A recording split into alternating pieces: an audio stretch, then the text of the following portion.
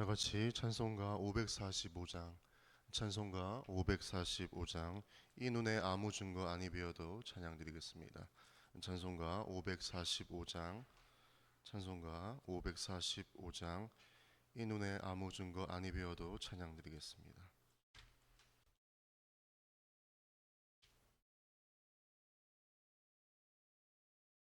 찬송가 545장입니다.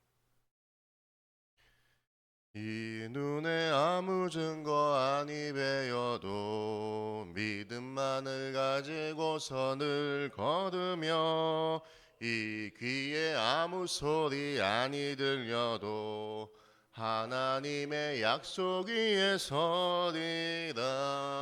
걸어가세 믿음 위에 서서 나가세 의심 버리고 걸어가세 믿음 위에 서서 눈과 귀에 아무 증거 없어도 이 눈이 보기에는 어떠하든지 이미 얻은 증거대로 늘 믿으며 이 맘에 의심 없이 살아갈 때에 우리 소원 주 안에서 이루리. 걸어가세 믿음 위에 서서 나가세 의심 버리고 걸어가세 믿음 위에 서서 눈과 귀에 아무 증거 없어도 주님의 거룩함을 두고 맹세한 주 하나님 아버지는 참 이쁘다. 그 귀한 모든 약속 믿는 자에게 능치 못할 무슨 일이 있을까. 걸어가세 믿음 위에 서서 나가세 의심 버리고 걸어가세 믿음 위에 서서 눈과 귀에 아무 증거 없어도. 사도신경으로 신앙을 고백하겠습니다. 나는 전능하신 아버지 하나님 천지의 창조주를 믿습니다. 나는 그의 유일하신 아들 우리 주 예수 그리스도를 믿습니다. 그는 성령으로 잉태되어 동정녀 마리아에게서 나시고 본디오 빌라도에게 고난을 받아 십자가에 못 박혀 죽으시고 장사된 지 사흘 만에 죽은 자 가운데서 다시 살아나셨으며 하늘에 오르시어 전능하신 아버지 하나님 우편에 앉아 계시다가 거기로부터 살아있는 자와 죽은 자를 심판하러 오십니다.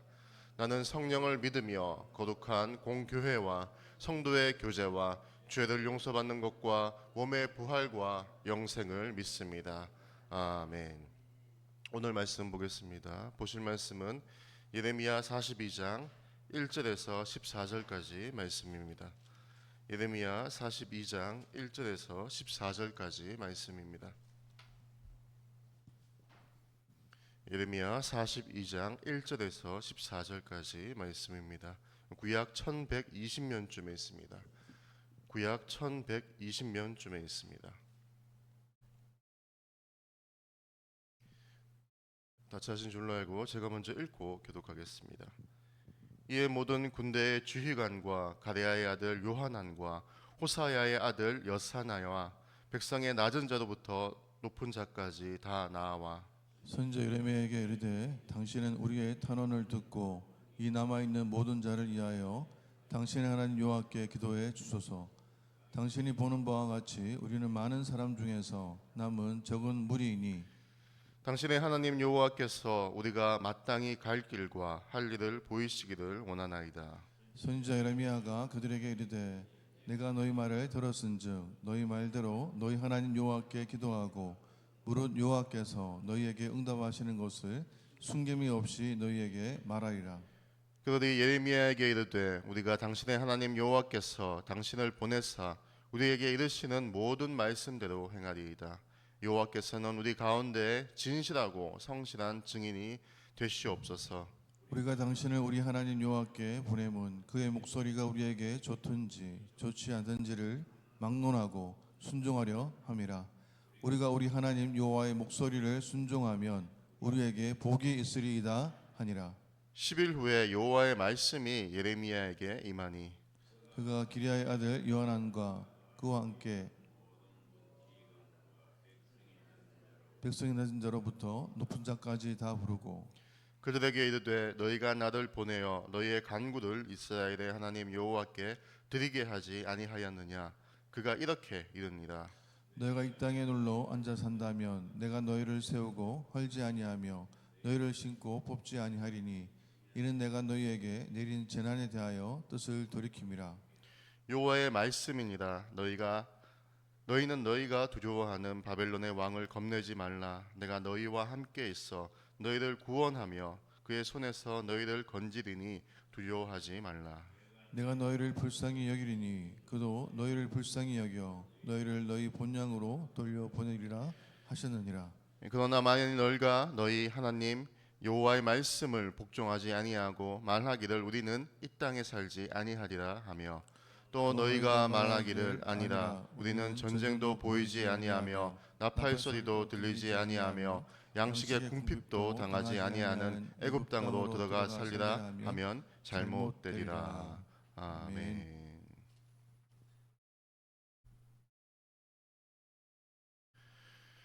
어제 본문에 이어서 오늘 말씀은 요하난에 대한 이야기입니다.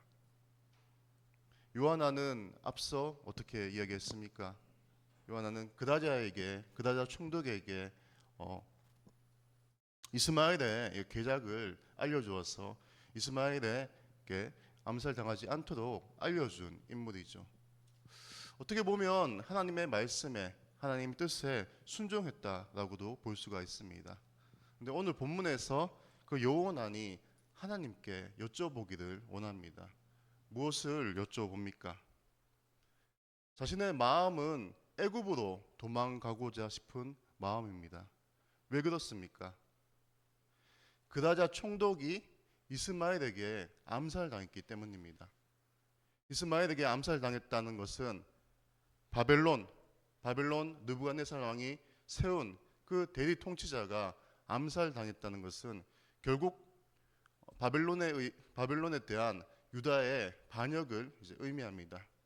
그래서 주전 586년에 이미 바벨론이 유다를 침공했지만 또다시 유다를 반역한 것에 대한 그런 보복으로 침공할 것을 두려워하였기 때문에 예레미야에게 신탁을 하게 되는 것이죠.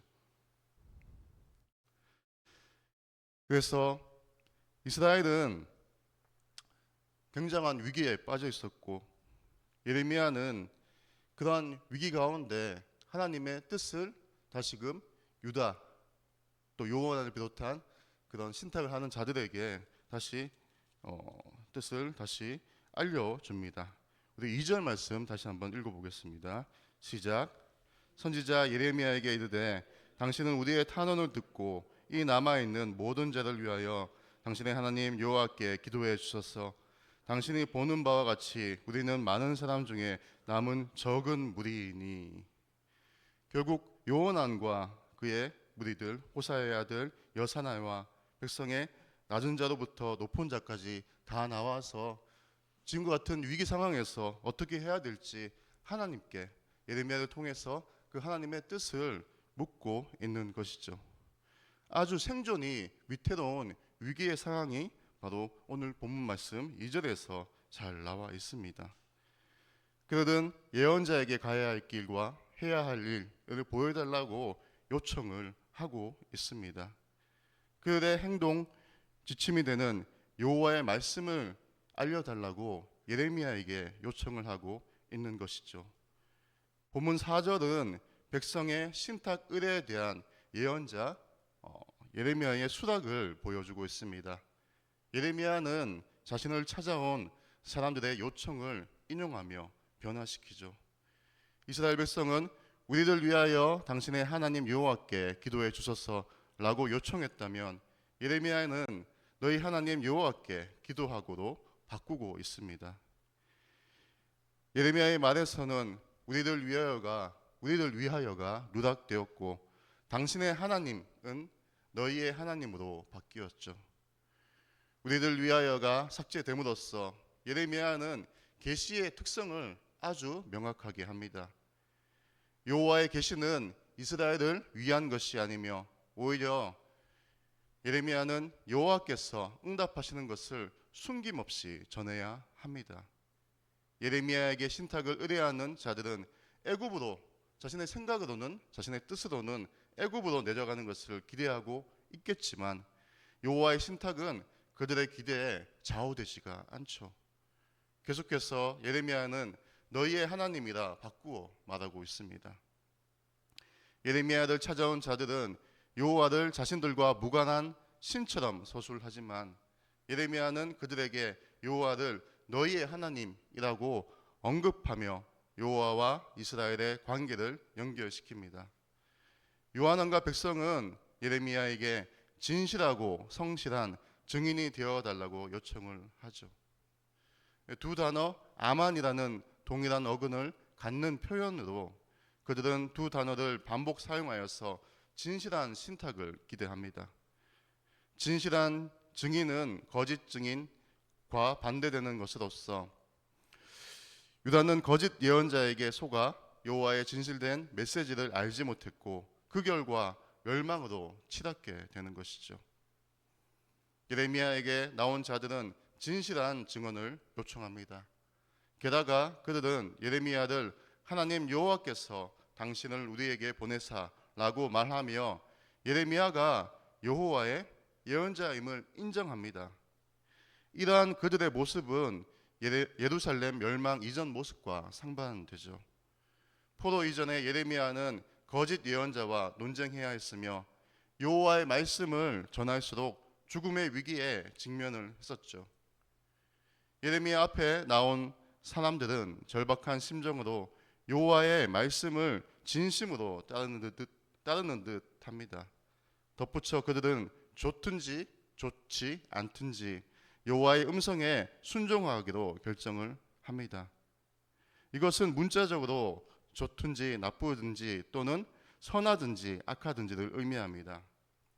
6절은 이 표현을 문장 맨 앞에 배열하여 강조합니다. 본문에는 순종하다라는 표현을 두 번이나 사용하죠. 첫 번째는 순종하겠다는 결심을 선언한다면 두 번째는 순종이 주는 유익을 기술합니다. 이스라엘 백성은 하나님 여호와께서 우리에게 보낸 예언자 예레미야를 다시 우리 하나님 여호와께 보낸다라고 말하며 그 예언자가 여호와와 이스라엘 백성의 중간자가 됨을 보여줍니다. 주목할 것은 이스라엘 백성이 여호와를 우리 하나님이라 부른다는 사실입니다. 이스라엘은 처음에 당신의 하나님 여호와를 말하며 자신들과 무관한 하나님인 것처럼 서술했다면 이제는 우리 하나님 여호와를 언급하며 자신들과 연결된 하나님을 고백합니다. 이는 여호와를 너희 하나님으로 중재해야 하는 그 예레미야의 역할을 묘사합니다. 7절에 들어서 예레미야는 사람들의 요청이 아니라 여호와의 말씀이 자신에게 임함으로 예언을 했다면 이제 예레미야는 처음으로 사람들의 요청을 받고 신탁을 전합니다. 예레미야는 그라냐 사망 이후에 백성의 부탁을 받아 여호와의 말씀을 전합니다. 그런 점에서 예언자의 선포는 급변하는 시기와 무관하지가 않죠. 10일 후를 언급하죠. 예레미야는 여호와의 신탁을 요청하는 백성에게 즉각 응답하지 않습니다. 요한안과 그를 따르는 자들은 애굽으로 가려고 계속 기맘에 머물고 있었는데 애굽으로 피난하려는 자들에게 10일이라는 시간은 결코 견디기 쉽지 않았을 것입니다. 그들은 초조하게 예레미야의 응답을 기다리고 있었지만 그 예레미야라 할지라도 여호와의 응답을 임의적으로 만들 수 있는 것은 아니죠. 10일이 지난 후에야 여호와의 말씀이 예레미야에게 임했다고 말하며 새로운 신탁이 주어졌음을 언급합니다. 예레미야는 요한안과 그를 따르는 자들을 부르고 여호와의 말씀을 전하죠. 본문에 나오는 강구는 탄원과 동일한 용어입니다. 예레미야는 이스라엘 하나님 여호와께서 이렇게 이르니라를 언급하며 자신에게 주어진 말씀의 출처를 언급합니다. 하지만 예언의 내용을 전하는 것이 아니라 이례적으로 이스라엘 하나님 여호와를 수식하는 문구, 즉 너희가 나를 보내어를 추구합니다. 예레미야는 이 예언이 그들의 요청으로 주어진 예언이라는 점을 상기시키죠. 이것은 동시에 좋든지 좋지 않든지 여호와의 말씀에 순종할 것이라는 요한안의 다짐을 확인하는 것이기도 합니다. 10절 이하는 신탁의 내용입니다. 히브리 성서에 사용된 첫 번째 동사 돌이키다, 두 번째 동사 살다, 거주하다를 계속 이렇게 이야기하면서 애굽으로 도피하자는 뜻을 돌이키고 이 땅에 살라라고 이제 예레미야는 이야기를 하죠. 다시 말해 예레미야는 마음을 돌이키는 것을 먼저 요구하고 여호와의 말씀을, 여호와의 약속을 선포합니다. 요한왕과 그를 따르는 자들이 애굽으로 가지 않는다면 여호와는 오히려 그들을 세우고 헐지 아니하고 심고 뽑지 아니하겠다고 선언합니다. 12절은 여호와께서 이스라엘을 불쌍히 여기리라고 말합니다. 여호와께서 이스라엘을 불쌍히 여기심으로 바벨론도 이스라엘을 불쌍히 여길 것이라는 것이죠. 여호와께서 불쌍히 여기신다는 것을 중복으로 기록하여 그 여호와의 의지를 또한 강조하고 있습니다. 불쌍히 여기다를 의미하는 히브리 라함은 돌이키다를 뜻하는 니암과 유사한 단어입니다. 이로써 예레미야는 불리듯 일어나는 여호와의 사랑을 묘사합니다. 하지만 결국 이스라엘 요한안과 그를 따르는 자들은 그 여호와의 말씀을 거절하고 말지요. 계속해서 하나님은 요한안과 그를 따르는 자들의 신탁에 응답을 하십니다. 비록 10일 이후에 다시 예레미야를 통하여서 말씀을 전했지만 그 말씀은 여전히 동일하죠. 뜻하는 바가 무엇입니까? 유다를 떠나지 않고 유다 땅에 머물러 있으면 너희들 지켜주고 너희들 바벨론의 군대로부터 지켜주고 보호해 주겠다라는 것이고, 애굽으로 간다면 너희들이 바벨론 군대를 두려워해서 애굽으로 간다면 결국 너희에게 저주가 임할 것이다 라는 분명한 하나님의 메시지입니다. 그런데 애초부터 요한아는 하나님의 말씀을 따르지 않기로 작정을 했습니다. 마음속에는 자신의 계획으로는 애굽으로 도망칠 것이라는 그런 것을 가지고 하나님 말씀을 신탁을 했지만은 주어진 하나님 말씀에 결국 불순종했지요. 제가 한 부모님이 이제 좀 도와달라고 하셔서 집 부모님 댁에 이사를 가서 큰 식탁이 이제 필요해서 식탁을 이케아라는 그 회사에 이제 주문을 했습니다. 인터넷으로 주문을 해서 이케아 가구를 식탁과 4개의 이제 의자를 이제 받았어요. 근데 조립을 해야 되는 거죠, 맞죠? 박스로 와서. 그래서 이제 처음에 딱 박스를 뜯고 보았더니 굉장히 단순해요. 그래서 이제 의자를 이제 제가 조립을 하는데 딱 눈대중으로 봤을 때 이렇게 하면은 아주 쉽게 조립이 가능하겠다라고 이제 했더니 매뉴얼을 보지 않고 했더니 결국에는 제대로 되지 않아서 다시 해체한 다음에 처음부터 이제 의자를 조립했던 경험이 있습니다. 이미 매뉴얼이 주어졌고 그 매뉴얼대로 한다면 문제없이 손쉽게 의자를 만들 수 있었는데 그렇게 하지 않았죠. 제 생각으로 이렇게 하면 되겠거니라고 했더니 결국에는 의자 만드는 것에 실패해서 다시 조립해야 되는 그런 어려움을 겪어야 했습니다. 우리에게 주어진 인생 매뉴얼은 바로 이제 성경입니다. 예레미야 때는 요한이 신탁을 내서 예레미야를 통하여서 하나님의 말씀을 들었다면 이미 우리에게 주어진 말씀이 우리 앞에 성경으로 있습니다. 이미 주어진 말씀, 우리가 하나님 말씀에 순종하여서 그대로 따른다면 주어진 말씀대로 하나님께서 우리에게 복을 주시고 인도하여 주시고 우리를 반드시 지켜주실 것입니다. 그러한 약속을 믿음으로 굳건히 하나님 말씀에 순종해 나가는 우리 모든 삼성교회 성도님들이 되시기를 간절히 축원합니다. 사랑과 은혜가 많으신 하나님 아버지 감사드립니다. 요한은 결국 자신의 뜻대로 하나님 말씀을 접어졌습니다. 하나님 말씀이 이미 주어졌는데도 몇 번이나 강조하고 반복했는데도 불구하고 자신의 뜻대로 가는 그런 어리석음을 범했습니다. 이미 우리에게 주어진 말씀, 이 성경 우리가 날마다 보지만 이 말씀대로 따르지 않는다면 그저 주어진 하나의 텍스트에 불과합니다. 주님의 말씀, 이 말씀이 진리임을 믿고 신실하신 약속임을 믿고 끝까지 주님께 순종해 나가는 그 매뉴얼, 인생 매뉴얼 성경대로 살아가는 우리 모두가 되기를 주님께서 도와주시옵소서. 예수님의 이름으로 기도드립니다. 하늘에 계신 우리 아버지, 아버지의 이름을 거룩하게 하시며 아버지의 나라가 오게 하시며 아버지의 뜻이 하늘에서와 같이 땅에서도 이루어지게 하소서. 오늘 우리에게 일용할 양식을 주시고 우리가 우리에게 잘못한 사람을 용서하여 준 것 같이 우리 죄를 용서하여 주시고 우리를 시험에 빠지지 않게 하시고 악에서 구하소서. 나라와 권능과 영광이 영원히 아버지의 것입니다. 아멘. 오늘 수요일 성도들의 가정과 직장을 위해서 기도드립니다.